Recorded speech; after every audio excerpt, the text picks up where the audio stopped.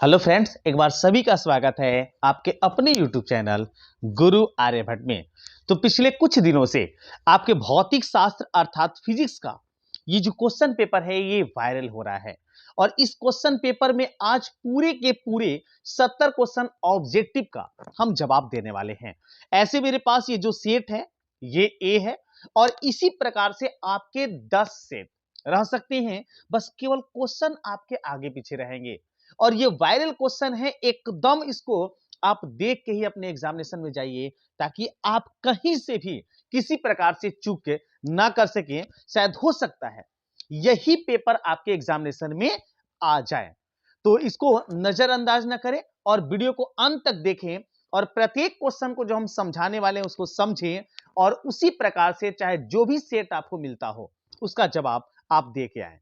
तो देखते हैं कि इसका जो पहला क्वेश्चन है वो कैसा है। ये रहा आपके स्क्रीन पर। पहला क्वेश्चन आपके सामने आ गया है। प्रश्न है, किसी माध्यम की आपेक्षिक परावैधुता होती है। तो आपेक्षिक परावैधुता का जो मान होता है वो आपके सामने है। ए ऑप्शन में सही अर्थात इप्सिलॉन बाई इप्सिलॉन नॉट। इस प्रश्न का सही आंसर होगा ऑप्शन नंबर ए। तो हम तेज प्रश्नों को करने का प्रयास करेंगे ताकि आप जल्दी जल्दी प्रश्नों को मिलान कर सके और आप अच्छा कर सकें। अगला क्वेश्चन आपके सामने है सेकंड नंबर। एक बिंदु आवेश Q से R दूरी पर विद्युत विभव का मान क्या होता है। तो विद्युत विभव का मान अगर आपसे पूछा जाए तो उसका वैल्यूएशन ए ऑप्शन में सही दिया हुआ है अर्थात 1/4 pi epsilon not into Q by R. Third question के बाद आगे देखते हैं, सॉरी सेकंड क्वेश्चन के बाद देखते हैं थर्ड क्वेश्चन। प्रश्न है कि आवेश का पृष्ठ घनत्व बराबर होता है। तो आवेश का जो पृष्ठ घनत्व होता है अगर इसकी बात अगर करें तो पृष्ठ घनत्व होता है कुल आवेश बटा में कुल क्षेत्रफल के, अर्थात इस प्रश्न का सही आंसर होगा ऑप्शन नंबर बी। ऐसे हम बता दें ये जो मेरा सेट है वो सेट ए है। आपका कोई भी सेट होगा आप अपने आंसर का मिलान थोड़ा ध्यान से कर लीजिएगा तो दम आसानी से आपको आंसर मिल जाएगा। अगला प्रश्न स्क्रीन पर है जो कि है चौथे नंबर में। प्रश्न है हमारे प्यारे बच्चों कि पानी का परावैद्युत स्थिरांक होता है। तो पानी का जो परावैद्युत स्थिरांक होता है वो होता है लगभग 80। मतलब इस प्रश्न का सही आंसर बताएंगे हम आपको ऑप्शन नंबर ए। अगला प्रश्न देख लीजिए। अगला प्रश्न स्क्रीन पर है जो कि है आपके सामने है पांचवें नंबर में। प्रश्न क्या है बच्चे, तो यह है कि आर त्रिज्या की पृथ्वी की विद्युत धारिता का मान क्या होता है। तो विद्युत धारिता का मान जो यहां दिया हुआ है वो होता है R/4 pi epsilon not. Option A जो होगा 5 का ये करेक्ट आंसर होगा। आप देख लीजिए क्योंकि सेट ए हो या बी हो या सी हो, कोई भी सेट हो, केवल आंसर केवल क्वेश्चन जो होते हैं वो आगे पीछे होते हैं, बाकी सारे क्वेश्चन एक ही होते हैं आपके एग्जामिनेशन में।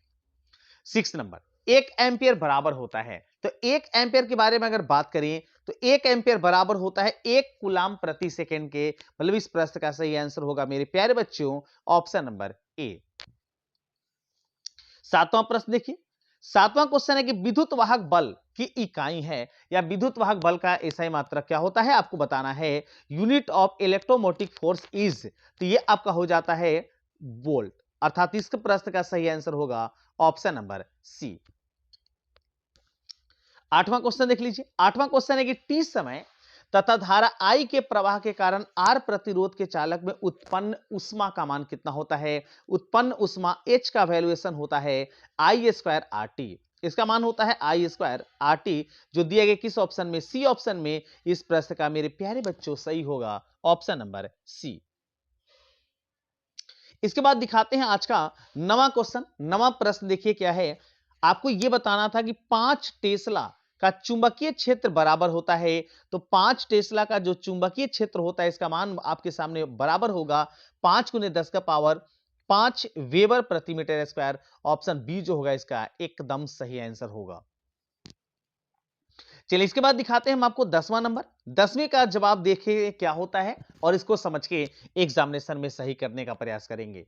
प्रत्यावर्ती धारा का आरएमएस जिसको हम लोग कहते हैं रूट मीन्स अर्थात वर्ग माध्य मूल मान, और प्रत्यावर्ती धारा का शिखर मान के बीच क्या संबंध होता है। तो इन दोनों के बीच का सही मान आपके सामने सी ऑप्शन में दिया हुआ है, अर्थात इसका राइट आंसर होगा ऑप्शन नंबर सी। इसके बाद दिखाते हैं आज का 11 नंबर। 11 को देखिए क्या जवाब दे होता है इसका, ये समझते हैं। कोणीय आवृत्ति ओमेगा वाले प्रत्यावर्ती धारा परिपथ में एल प्रेरकत्व वाले प्रेरक द्वारा उत्पन्न प्रेरकीय प्रतिघात का मान क्या होता है? तो इसका सही आंसर होगा option number B, omega L. इसके बाद देखिए जल्दी से आपके सामने आ गया है 12वां क्वेश्चन। 12वें का जवाब क्या होता है ये समझते चलिए। शक्ति गुणांक के लिए निम्नलिखित में कौन सही संबंध है? संबंध सही बताना है। तो शक्ति गुणांक का सही संबंध होता है यथार्थ माध्य शक्ति बटा में आभासी माध्य शक्ति। ऑप्शन सी जो होगा इस 12 का एकदम करेक्ट आंसर होगा। ये कई दिनों से वायरल हो रहा है क्वेश्चन, इसलिए क्वेश्चन को एकदम नजरअंदाज नहीं करेंगे। आप इस वीडियो को पूरा देखेंगे तभी आप फिजिक्स का एग्जामिनेशन देने जाएंगे। ये पूरी तरीके से आप अपने आप को संतुष्ट कर लीजिए। कार्बन प्रतिरोध के हरे रंग के कोड का मान कितना होता है? इस कोड का मान होता है 5, अर्थात इसका सही आंसर होगा ऑप्शन नंबर सी। 14 देख लीजिए। चुंबकीय क्षेत्र वेक्टर बी में वेक्टर वी वेग से गतिशील आवेश क्यू पर लगने वाला बल का व्यंजक क्या होता है? तो सही ऑप्शन दिया गया है ऑप्शन नंबर ए में, अर्थात एफ का value Q into V vector V cross vector B होता है। 15 दिखते हैं। 15 की ट्रांसफार्मर के लिए निम्नलिखित में कौन सही है? तो ट्रांसफार्मर क्या करता है कि एसी वोल्टता को बढ़ाता और घटाता है, मतलब इसका सही आंसर होगा ऑप्शन नंबर डी। और एसी वोल्टता को बढ़ाने और घटाने वाला जो होता है, इसी तरीके से ट्रांसफार्मर दो प्रकार के होते हैं, आप पढ़े भी होंगे। एक होता है स्टेप अप और एक होता है स्टेप डाउन, ऊंचाई और अपचाई। इसके बाद दिखाते हैं चुंबकीय ध्रुव प्राबल्य का एसआई मात्रक क्या होता है? तो चुंबकीय ध्रुव प्राबल्य का एसआई मात्रक जो होता है वो होता है न्यूटन प्रति एम्पेयर इंटू मीटर, अर्थात इस प्रश्न का सही आंसर होगा ऑप्शन नंबर बी। 17 देखिए। 17 में था कि पृथ्वी के चुंबकीय ध्रुव पर नमन कोण का मान कितना होता है? तो अगर आपसे चुंबकीय ध्रुव पूछा, मतलब आपको बताना है कि नमन कोण, तो आपको जवाब देना है 90 डिग्री, मतलब 17 का सही आंसर होगा ऑप्शन नंबर बी। 18 देखिए। निर्वात की चुंबकीय प्रवृत्ति का मान कितना होता है? तो निर्वात की चुंबकीय प्रवृत्ति जो होता है वो लगभग शून्य होता है। ऑप्शन डी जो होगा इसका सही आंसर होगा। 19 को देख लेते हैं। चुंबकशीलता के लिए निम्नलिखित में कौन सही संबंध है? तो चुंबकशीलता का सही संबंध इसमें जो आपको दिख रहा है वो दिख रहा है mu equal to B by H, जो दिया गया ऑप्शन नंबर बी में। इस प्रश्न का सही आंसर होगा ऑप्शन नंबर बी। चलिए अगला प्रश्न देखिए। अगला प्रश्न आपके सामने 20 नंबर में, और वह है कि चुंबकीय यामी उत्तर में पार्थिव चुंबकीय क्षेत्र बी और नमन कोण डेल्टा, वेक्टर बी का क्षैतिज घटक बी एच और बी के उदग्र घटक वी वी को निम्नलिखित में कौन से संबंध को संतुष्ट करता है? इसका सही संबंध हो जाएगा option number A, B H बराबर B into cos theta. Option A जो होगा इस प्रश्न का करेक्ट आंसर होगा। 21 पर विचार करते हैं प्यारे बच्चों, देखेंगे ध्यान से। विद्युत चुंबकीय तरंग के संचरण की दिशा क्या होती है? इसका सही जवाब आपको दिया गया है ऑप्शन नंबर डी में, vector E cross vector B के समांतर। तो मेरे प्यारे बच्चों इस प्रश्न का सही जवाब होगा ऑप्शन नंबर डी। 22 देखिए। 22 काफी आसान क्वेश्चन आपसे पूछा गया है। पूछा गया है कि प्रकाश वर्ष किस भौतिक राशि का एसआई मात्रक है? तो प्रकाश वर्ष, जिसे लाइट ईयर के नाम से भी जानते हैं, यह दूरी का एसआई मात्रक होता है। इस प्रश्न का सही आंसर होगा ऑप्शन नंबर ए। इसके बाद दिखाते हैं आपको 23वां नंबर। 23 एक सरल सूक्ष्मदर्शी से बना हुआ प्रतिबिंब कैसा होता है? तो सरल सूक्ष्मदर्शी का बना हुआ जो प्रतिबिंब होता है वो काल्पनिक और सीधा होता है, मतलब इस प्रश्न का सही आंसर मेरे प्यारे बच्चों होगा ऑप्शन नंबर ए। चलिए इसके बाद दिखाते हैं आपको 24 नंबर। उत्तल लेंस द्वारा निम्नलिखित में कौन सा दृष्टि दोष दूर किया जाता है? तो उत्तल लेंस के द्वारा जो दूर दृष्टि दोष होता है उसको दूर किया जाता है, मतलब इस प्रश्न का सही आंसर होगा ऑप्शन नंबर बी। इसके बाद दिखाते हैं आज को 25वां क्वेश्चन कि वर्ण विक्षेपण क्षमता के लिए निम्नलिखित में कौन सही संबंध है? तो वर्ण विक्षेपण का सही संबंध यहां जो दिख रहा है वो आपको ए ऑप्शन में दिख रहा है, मतलब इस क्वेश्चन का सही आंसर मेरे प्यारे बच्चों होगा ऑप्शन नंबर ए। इसके बाद देख लीजिए आप 26 नंबर। 26 का क्या जवाब होगा ये समझते हुए आगे बढ़ते हैं। प्रश्न क्या था कि निर्वात में प्रकाश का वेग c और कांच का जो अपवर्तनांक दिया है म्यू का वैल्यू वो 3/2 मतलब 3/2 है, तो इसमें से किसका होगा? मतलब कौन सा ये सही होगा अगर निर्वात में प्रकाश की चाल आपके सामने दी गई है तो इसमें सही जवाब जो आपके सामने हो जाएगा मेरे प्यारे बच्चों वो हो जाएगा ऑप्शन नंबर बी 2c/3 अर्थात ये जस्ट अपोजिट हो जाता है निर्वात में प्रकाश की चाल को लेके। इसके बाद दिखाते हैं आज का 27वां नंबर। 27 देख लीजिए। 27 में क्या है कि सामान्य समायोजन के लिए खगोलीय दूरदर्शक की लंबाई कितनी होती है। तो ये जो लंबाई होता है ये बाबू हमारे होता है लंबाई ऑप्शन नंबर डी में अर्थात ऑब्जेक्ट लेंस की फोकस दूरी और आई लेंस की फोकस दूरी का योग। मतलब इस प्रश्न का सही आंसर होगा ऑप्शन नंबर डी।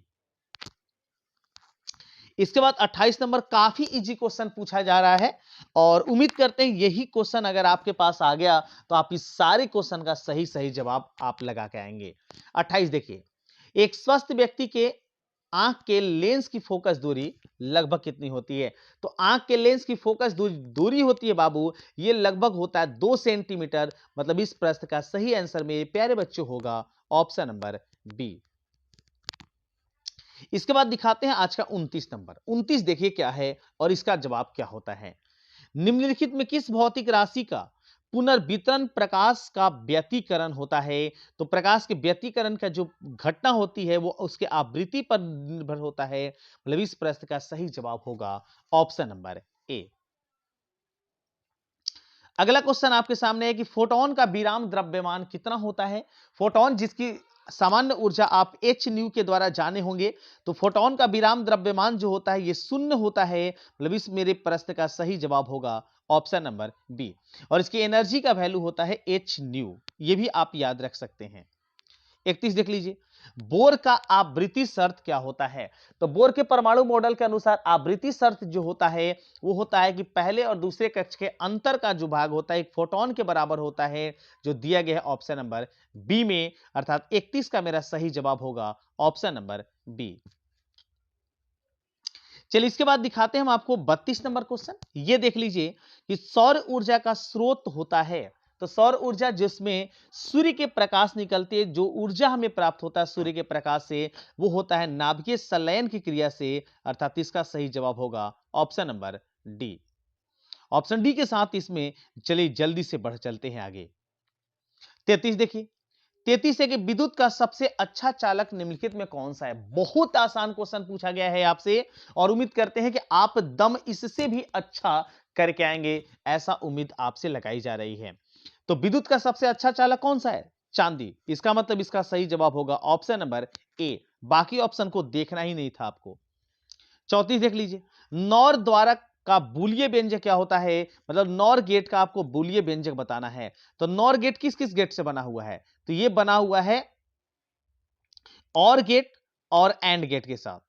आपको अच्छे से पता है कि और एंड को जब मिलाते हैं तो बन जाता है आपका नॉर। तो और गेट का आपका बुलियन व्यंजक होता है ए प्लस बी और एंड जब उसमें लग जाता है तो उस पर रैक रिंग। मतलब इसका सही जवाब होगा ए प्लस बी का होल रैक रिंग बराबर वाई जो दिया गया किस ऑप्शन में ऑप्शन नंबर डी में। चलिए 35 को देखिए।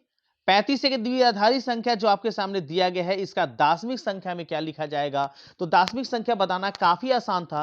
पहले वाले जो एक आपके सामने यहां दिया हुआ है इस एक के लिए आप लिख लीजिए 2 और इसके बाद जितने अंक है उतने पावर को चढ़ा लीजिए। जैसे उसके बाद 3 अंक है तो 3 पावर चढ़ा लीजिए और लास्ट में एक दिया हुआ है तो उसके लिए भी आप 2 लिखिए क्योंकि शून्य का कोई वैल्यू आपको नहीं देना है।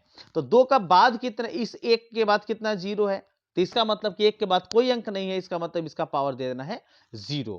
अब 2 का मान हो गया टोटल 8 यहां से 2 का क्यूब करेंगे तो और 2 का पावर 0 का वैल्यू 1 होता है। मतलब मेरे प्यारे बच्चों इसका सही जवाब होगा 9 जो दिया गया किस ऑप्शन में सी ऑप्शन में। मतलब मेरे 35 का सही जवाब होगा ऑप्शन नंबर सी। 36 देख लीजिए। 36 है कि आपके सामने एक ऐसा कोई एक तत्व है जिसका नाम दिया है एक्स।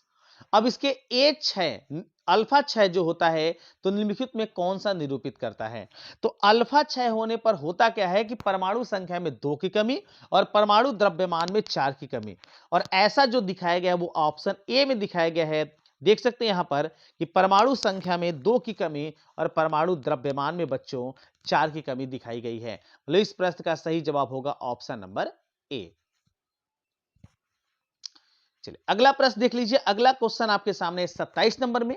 ऐसे तो आपको 35 क्वेश्चन का ही जवाब दे के आना है, लेकिन पूरी क्वेश्चन को आप देखते जाइए ताकि आप कोई भी गलती अपने एग्जामिनेशन में ना करें और आप पूरे के पूरे 35 ऑब्जेक्टिव क्वेश्चन सही करके आए। निम्नलिखित में कौन मौलिक कण नहीं है? मौलिक कण न्यूट्रॉन, प्रोटॉन, इलेक्ट्रॉन तीनों हैं, जबकि अल्फा जो कण है यह मौलिक कण नहीं है। इसलिए इस प्रश्न का मेरे प्यारे बच्चों सही जवाब होगा ऑप्शन नंबर सी। 38 देख लीजिए। इतने आसान आसान क्वेश्चन, और ये सब अपने सेशन में हम सब कुछ आपको करवा चुके हैं। अगर मेरा वीडियो आप पहले से देखे होंगे तो सारे पता होगा, सारे लोगों को पता होगा कि इसका जवाब क्या होगा। टीवी प्रसारण के लिए निम्नलिखित में कौन आवृत्ति परास है?